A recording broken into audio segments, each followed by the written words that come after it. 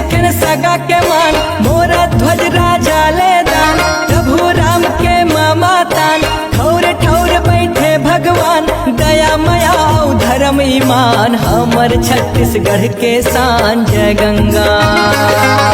सुन ले संगीत हूँ सुजान सरसों मगोना रोज बिहान माई कोठी है ठाढ़े उन्ना खेतिल मंडी बेचाए धान जय गंगा। सुन ले संगीत हूँ सुजान संसो मगोना रोज बिहान माई कोठी है ठाढ़े उन्ना खेतिल मंडी बेचाए धान जय गंगा। सुन ले संगीत हूँ सुजान सरसों मगोना रोज बिहान माई कोठी है ठाढ़े उन्ना खेतिल मंडी बेचाए धान जय गंगा।